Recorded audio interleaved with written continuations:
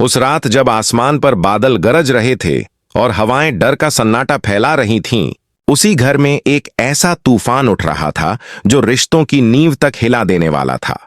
सरू के जीवन की वो रात सिर्फ उसकी सुहागरात नहीं थी, बल्कि उसकी किस्मत की सबसे कठिन परीक्षा थी। कमरे में वेद और सरू एक ही छत के नीचे थे, पर दोनों के बीच की दूरी एक सागर से भी गहरी थी। वेद का भरोसा टूट चुका था, लेकिन फिर भी उसने सरू पर किसी परछाई तक को आने नहीं दिया। वह अब भी उसकी रक्षा कर रहा था, जैसे भीतर की टूटी दीवारों के बावजूद दिल की दिया जल रही हो। दोस्तों, कभी ऐसा हुआ है कि आपने किसी से बेइंतहा प्यार किया हो, लेकिन वही प्यार आपकी सबसे बड़ी कसौटी बन जाए? नीचे बताइए, क्या प्यार में भरोसा सबसे जरूरी नहीं होता? जब यह सच सामने आया कि सरू असल में चंद्रकांत की बेटी नहीं है, यानी इस घर की बड़ी पोती नहीं है, तब तारा का गुस्सा फट पड़ा। उसने तो वेद को डांट डांट कर लहूलुहान कर दिया, लेकिन वेद ने कुछ नहीं कहा। उसने वो दर्द चुपचाप सह लिया, क्योंकि उसके लिए यह सजा कुछ भी नहीं थी उस दर्द के सामने जो सरू के झूठ ने दिया था। पर सच्चाई ये थी कि सरू ने कभी झूठ बोला ही नहीं। उसने तो शुरुआत से ही सब कुछ सच बताया था। बस उसकी गलती इतनी थी कि उसने भरोसा कर लिया दादी और चंद्रकांत पर। वे भी तो बुरे नहीं थे, वो तो बस चाहते थे कि सरू सच में उनकी पोती साबित हो जाए, ताकि घर की इज्जत और अपनापन बना रहे। लेकिन किस्मत के खेल बड़े अजीब होते हैं। जब सुबह की किरण घर में दाखिल हुई, उसी वक्त किस्मत ने एक और इम्तिहान रख दिया। पंखा अचानक सरू के सिर पर गिरने को था, मगर वेद ने झट से उसे धक्का देकर बचा लिया। खुद की उंगली घायल हो गई, खून बहने लगा, और वो खून सीधा सरू की मांग में जा गिरा, मानो भगवान ने खुद उस अधूरी शादी को अपने तरीके से पूरा कर दिया हो। वो पल चौंका देने वाला था, भावनाओं से भरा, और शायद नियति का लिखा हुआ भी। सरू ने तुरंत वेद की उंगली पर पट्टी बांधी। वो बोली, अब सब ठीक हो जाएगा। लेकिन वेद की आंखों में गहराई से भरे शब्द गूंजे, घाव तो भर जाएंगे सरू, पर जो जख्म तूने दिए हैं वो शायद कभी नहीं भरेंगे। दोस्तों, क्या आप मानते हैं कि सच्चा प्यार हर दर्द पर मरहम बन सकता है? अपनी राय जरूर बताइए। उधर घर की हालत दिन ब दिन बिगड़ती जा रही थी। कुलदेवी की पूजा का समय था, पर सासू मां यानी तारा को कोई फर्क नहीं पड़ा। वो तो गुस्से में आंगन से दूर बैठी रही। सरू ने फैसला किया कि वो पूजा करेगी, चाहे कोई माने या ना माने। उसने जानबूझकर फोन पर बात करते हुए तारा को ये एहसास दिलाया कि अब वो पूजा करेगी, ताकि घर में शांति लौटे। और हुआ भी वही। तारा खुद आ गई, गुस्से में ही सही, लेकिन पूजा में शामिल होने। जब वेद और सरू ने साथ में दिया जलाया, तो हवा में कुछ अजीब था। वेद की आंखों में नाराजगी थी, पर कहीं ना कहीं प्यार की लौ भी जल रही थी। सरू चुप थी, पर उसकी आंखों से आंसू और उम्मीद दोनों झलक रहे थे। और तभी अनिका की आवाज ने सन्नाटा तोड़ दिया। उसने ताने मारते हुए कहा, आप तो दादी हार गईं। सरू तो उनकी पोती है ही नहीं। अब इस घर की असली हकदार मैं हूं। उसकी बातों में जर था और उसके इरादों में आग। वो तो हद पार कर गई। दादी का हाथ पकड़कर उन्हें धक्का देने लगी। चंद्रकांत ने रोका, मगर वो किसी की सुनने को तैयार नहीं थी। दादी गिर पड़ी, पर अनिका की आंखों में जरा भी दया नहीं आई। दोस्तों, क्या आपको नहीं लगता कि इंसान जब अहंकार में डूब जाता है तो उसे सही और गलत का फर्क भूल जाता है? बताइए, अगर आप सरू की जगह होते तो क्या करते? अब वक्त था कि कोई आगे बढ़े, कोई जो इस अन्याय को रोके, और वो थी सरूजा, वही जिसने अपने परिवार के टूटते धागों को फिर से जोड़ने की ठानी। जब वो लौटी तो घर की हवा तक थम गई। उसकी आंखों में तूफान था और आवाज में सच्चाई की गूंज। वो सीधे अनिका के सामने खड़ी हुई और बोली, अनिका, ये घर तेरा नहीं है और ना ही तेरे हक में कोई जीत लिखी है। सरू ही इस घर की बड़ी पोती है, चाहे तेरी जुबान कुछ भी बोले। पूरा घर सन्न रह गया। अनिका के चेहरे से रंग उड़ गया। दादी की आंखों में राहत की चमक थी और वेद के होंठों पर पहली बार हल्की मुस्कान। सरूजा ने सबको सच्चाई बताई। कैसे एक पुरानी गलती ने सरू की पहचान पर सवाल खड़ा कर दिया था। लेकिन खून का रिश्ता दिल से होता है, कागज से नहीं। उसने कहा, जिस लड़की ने इस घर की इज्जत बचाई, जिस पर कभी किसी की बुरी नजर नहीं पड़ने दी, वो मेरी बेटी है, इस घर की शान है। वो शब्द सुनकर सरू की आंखों से आंसू बह निकले। वेद उसके पास आया, उसकी उंगली थामी और कहा, माफ कर दे सरू, मैं तुझसे दूर था, पर तेरे बिना अधूरा भी। उस पल घर में जैसे सब कुछ बदल गया। दियों की रोशनी और उजली हो गई। हवा में ठहराव आ गया और रिश्तों की डोर फिर से बंध गई। अनिका नीचे झुककर खड़ी रही। उसके शब्द गले में अटक गए। उसके पास अब कोई जवाब नहीं था और सरोजा ने बस इतना कहा, अनिका, सच्चाई को दबाया जा सकता है, मिटाया नहीं जा सकता। दोस्तों, आप बताइए, क्या आपको लगता है कि जो झूठ पर बना हक है वो कभी टिक सकता है? वेद और सरू के बीच अब फिर से वही अपनापन लौट आया, इस बार बिना दिखावे, बिना डर के। जब सरू ने वेद की आंखों में देखा तो उसने सिर्फ एक बात महसूस की, प्यार जो टूटे भरोसे को भी जोड़ देता है। दादी ने आशीर्वाद दिया, अब इस घर में फिर से शांति लौटेगी, क्योंकि सच्चाई ने झूठ पर जीत हासिल की है। रात का अंधेरा धीरे धीरे छंटने लगा और घर के आंगन में उगते सूरज की रोशनी बिखर गई। सरू ने मन ही मन सोचा, कभी कभी रिश्ते टूटकर ही जुड़ते हैं, ताकि हमें पता चले कि कौन हमारा अपना है। दोस्तों, इस कहानी ने हमें क्या सिखाया कि सच्चाई में भले देर हो, पर उसकी जीत तय होती है। भरोसा चाहे टूट जाए, अगर दिल सच्चा हो तो एक दिन सब ठीक हो जाता है। आपकी क्या राय है? क्या सरू ने सही किया? क्या अनिका जैसी लोगों को हमेशा सच्चाई की हार दिखानी चाहिए? अपनी सोच जरूर बताइए, क्योंकि हर कहानी तभी पूरी होती है जब आप उसका हिस्सा बने। रात बीत चुकी थी, मगर उस घर में नींद किसी की नहीं आई थी। सरू खिड़की के पास बैठी थी। चांदनी उसके चेहरे पर पड़ रही थी, मगर भीतर का अंधेरा अब भी गहरा था। वेद बिस्तर पर लेटा था, पर उसकी आंखों में बेचैनी थी। दोनों के बीच शब्द खत्म हो चुके थे, मगर एहसास अब भी जिंदा थे। सरू ने धीरे से कहा, वेद, मैं झूठी नहीं थी। वेद ने उसकी ओर देखा। आंखों में नमी और दर्द दोनों थे, लेकिन होठों से कोई जवाब नहीं निकला। कभी कभी खामोशियां बहुत कुछ कह देती हैं। दोस्तों, क्या आपने कभी ऐसा महसूस किया है जब सच्चाई भी अपनी बात साबित करने में देर कर दे और दुनिया आपको गलत समझ ले? नीचे बताइए, अगर सरू की जगह आप होते तो क्या करते? सुबह होते ही घर में एक और हंगामा मच गया। अनिका ने पूरे परिवार के सामने ऐलान कर दिया, अब ये घर मेरा है, क्योंकि दादी का वादा झूठा साबित हुआ। सरू तो इस परिवार का हिस्सा ही नहीं। तारा ने चुप रहना ही ठीक समझा, पर वेद का खून खौल उठा। वह बोला, अनिका, जुबान संभाल कर बोलो, यह घर किसी की जागीर नहीं। अनिका हंसी, ठंडी, तीखी और जहर भरी। तुम्हें क्या फर्क पड़ता है वेद? जिसे तुमने अपनी पत्नी कहा, वो तो किसी और की बेटी निकली। यह सुनकर सरू की आंखों से आंसू टपक पड़े। वो कुछ बोलना चाहती थी, मगर शब्द जैसे गले में अटक गए। उसी वक्त दादी ने कमजोर आवाज में कहा, अनिका, सच वो नहीं जो तू सोच रही है। सरू ने कभी झूठ नहीं बोला। गलती अगर किसी की है तो हमारी है। पर अनिका को अब किसी की परवाह नहीं थी। उसने दादी का हाथ झटक दिया और बोली, अब यह घर मेरा है और मैं किसी को यहां नहीं रहने दूंगी। दोस्तों, सोचिए, जब अपनी ही औलाद बुजुर्गों का अपमान करे, तब दिल पर क्या बीतती होगी? क्या अनिका जैसी संतान को कभी सजा मिलनी चाहिए? बताइए जरूर। वहीं दूसरी तरफ सरू ने अपने दिल में ठान लिया था, अब और नहीं। उसने चुपचाप अपना सामान समेटा, लेकिन तभी वेद उसके पास आया। उसने कहा, अगर तू चली गई तो इस घर की रोशनी भी चली जाएगी।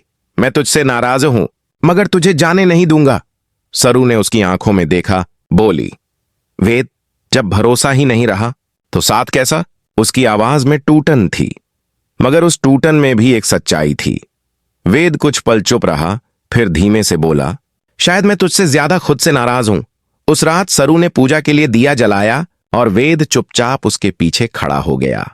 दोनों ने बिना कुछ कहे हाथ जोड़कर मां कुलदेवी से प्रार्थना की। हवा में अगरबत्ती की खुशबू थी और दियों की लौ जैसे उनके टूटे रिश्ते को जोड़ने की कोशिश कर रही थी। इसी बीच सरोजा घर पहुंची।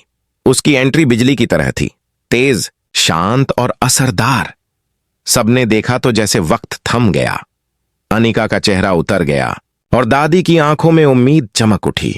सरोजा ने बिना किसी भूमिका के कहा, काफी तमाशा हो गया, अब सच सामने आएगा। वो आगे बढ़ी, अनिका के पास जाकर बोली, तू खुद को इस घर की वारिस समझती है?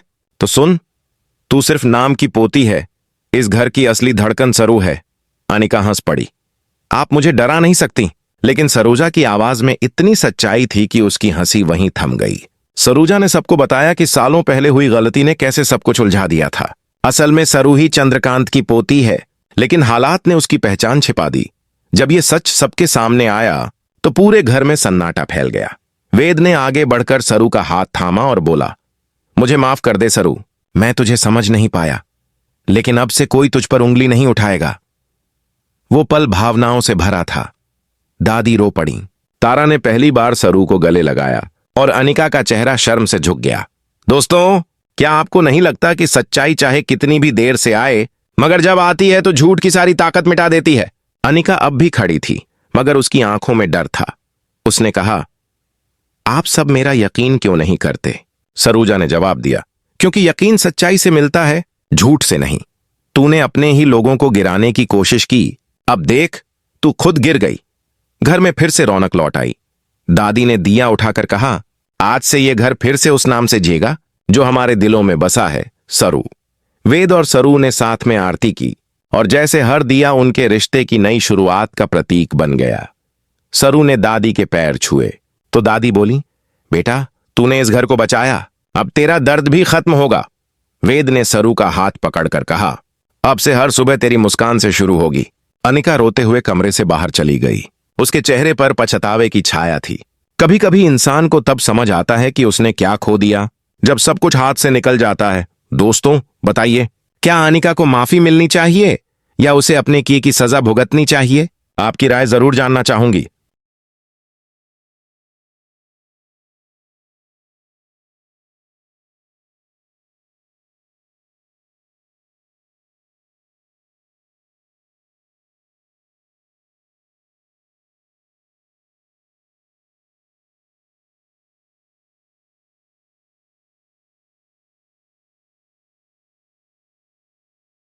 शाम ढल रही थी। आंगन में कुलदेवी का दिया अब भी जल रहा था। सरू और वेद वहीं बैठे थे, चुपचाप एक दूसरे को देख रहे थे। वेद ने धीरे से कहा, तूने सब झेला, सब सहा, फिर भी मुस्कुराई। अब मेरी बारी है तुझे खुश रखने की। सरू मुस्कुराई, बोली, मुझे बस इतना चाहिए कि अब तू कभी मुझसे दूर मत जाना। उस पल जैसे सारी कड़वाहट हवा में घुल गई। घर की दीवारों ने भी चैन की सांस ली और जो कल तक बिखरा हुआ था वो आज फिर से जुड़ गया। कहानी यहीं खत्म नहीं हुई दोस्तों, ये तो बस शुरुआत है उस नए सफर की जहां सरू और वेद का रिश्ता फिर से भरोसे की नींव पर खड़ा होगा। लेकिन क्या अनिका सच में सुधर जाएगी? क्या घर में अब शांति बनी रहेगी या फिर कोई नया तूफान आने वाला है? आपको क्या लगता है? नीचे बताइए, अगला कदम किसका होगा, सरू का या अनिका का? रात के सन्नाटे में जब सब कुछ थम गया था, तभी बाहर हल्की हवा चली।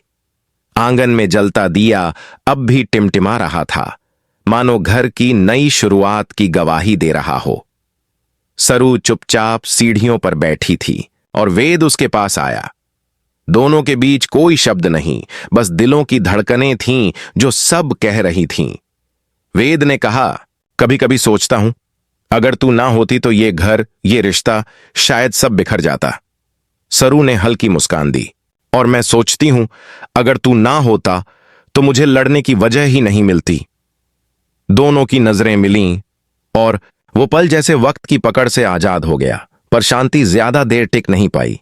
अगले ही दिन घर में कुछ ऐसा हुआ जिसने सबके दिलों को फिर से हिला दिया। सुबह के वक्त अनिका वापस लौटी। चेहरे पर पछतावे की जगह नफरत थी।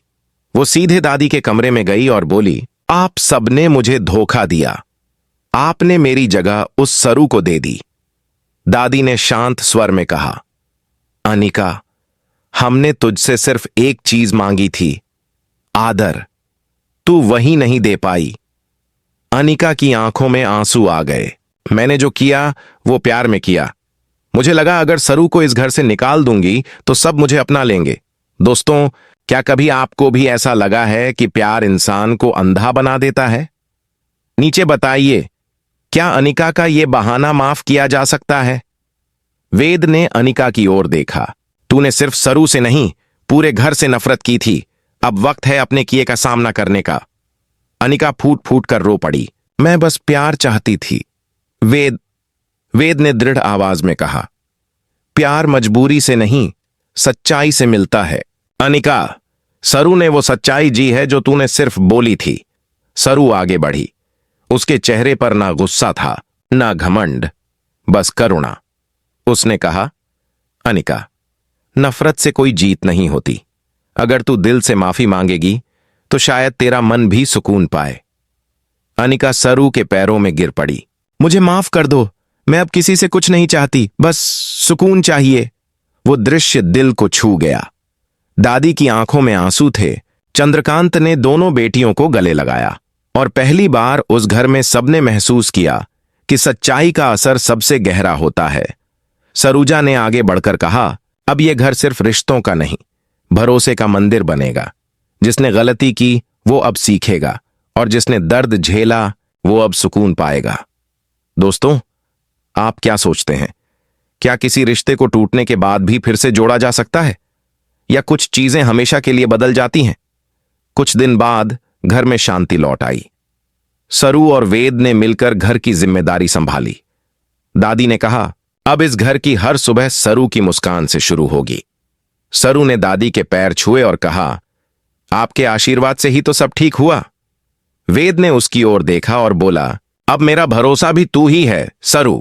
उस दिन शाम को पूरे परिवार ने आंगन में दीप जलाए। सरू ने कुलदेवी के आगे हाथ जोड़कर कहा, धन्यवाद मां, तूने हमें सिखाया कि सच्चाई में ताकत है और माफी में जीत। घर के चारों ओर दियों की रोशनी बिखर गई। हवा में शांति थी और चेहरों पर मुस्कान। सरू ने वेद का हाथ थामा, बोली, अब कोई गलतफहमी नहीं, कोई झूठ नहीं, बस हम और हमारा सच। वेद ने कहा, और यही सच्चाई हमारा वचन है। अनिका थोड़ी दूरी पर खड़ी थी। उसने सब देखा और चुपचाप चली गई, शायद इस बार खुद को खोजने। सरू ने उसे जाते देखा और कहा, कभी कभी जाने देना भी माफ करने का सबसे सुंदर तरीका होता है। दोस्तों, क्या आप मानते हैं कि माफी देने से दिल हल्का हो जाता है? बताइए, अगर आप सरू होते तो क्या आप भी अनिका को माफ कर देते? जैसे जैसे वक्त बीता, वेद और सरू का रिश्ता पहले से भी मजबूत हुआ। वो दोनों अब सिर्फ पति पत्नी नहीं, बल्कि एक दूसरे की ताकत बन गए। घर के हर कोने में अब प्यार और सुकून था, जैसे कोई लंबा तूफान आखिरकार थम गया हो। एक दिन दादी ने कहा, बेटा, जब रिश्तों में सच्चाई हो तो झूठ चाहे जितना जोर लगाए जीतता नहीं। सरू मुस्कुराई, और जब दिल साफ हो तो किस्मत भी झुक जाती है। वो आखिरी शाम थी जब पूरा परिवार एक साथ बैठा। हंसी, यादें और सुकून सब एक साथ थे। सरू ने आसमान की ओर देखा। वहां वही चांद था जो उसकी सुहागरात का गवाह था, पर इस बार उसकी चमक डर नहीं, उम्मीद दे रही थी। वेद ने उसके कानों में फुसफुसाया, अब ये कहानी खत्म नहीं होगी सरू, क्योंकि अब इसमें सिर्फ सच्चाई है। सरू ने मुस्कुराकर जवाब दिया, और सच्चाई की कहानियां कभी खत्म नहीं होती।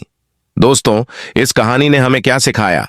कि सच्चाई देर से सही पर जीतती हमेशा है, कि माफी देना कमजोरी नहीं बल्कि इंसानियत की सबसे बड़ी ताकत है, और सबसे जरूरी कि जब भरोसा टूट जाए तो उसे जोड़ा जा सकता है, अगर दिल सच्चा हो। आप बताइए, आपको इस कहानी का कौन सा पल सबसे ज्यादा छू गया? क्या वो जब सरू ने खुद को साबित किया, या जब वेद ने उसे फिर से अपनाया? अपनी राय नीचे जरूर लिखिए, क्योंकि हर कहानी का अंत तभी पूरा होता है जब आप उसका हिस्सा बनते हैं।